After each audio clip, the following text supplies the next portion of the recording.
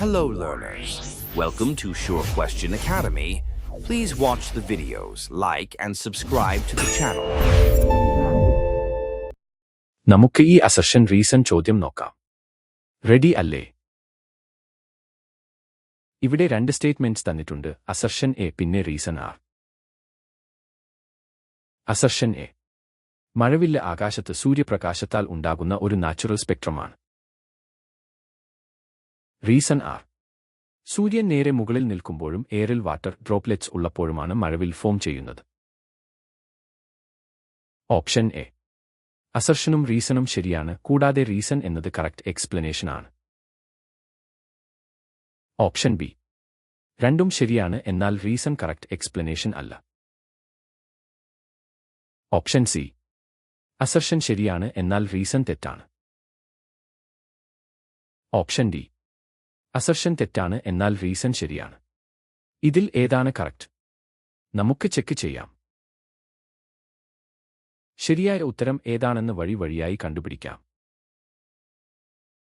ആദ്യം ഈ ചിത്രം ശ്രദ്ധിക്കൂ.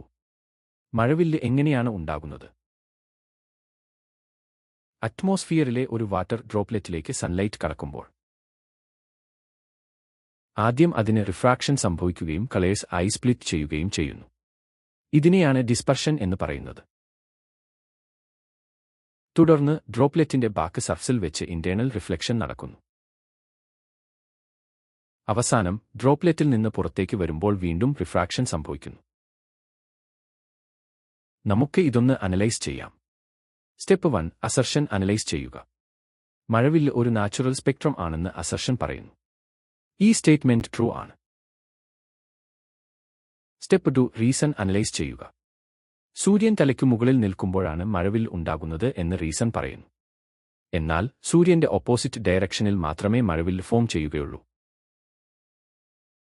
അതുകൊണ്ട് സൂര്യൻ നേരെ മുകളിൽ ആണെങ്കിൽ മഴവില്ല് ആകാശത്ത് കാണാൻ പറ്റില്ല. therefore റീസൺ സ്റ്റേറ്റ്മെന്റ് ഫോൾസ് ആണ്. Step 3: conclusion. Assertion A true ആണ്, എന്നാൽ റീസൺ ആർ ഫോൾസ് ആണ് എന്ന് നമ്മൾ കണ്ടെത്തി. സോ ഓപ്ഷൻ സി ആണ് കറക്റ്റ് ആൻസർ. നമുക്ക് തിരികെ പോയി കറക്റ്റ് ഓപ്ഷൻ മാർക്ക് ചെയ്യാം.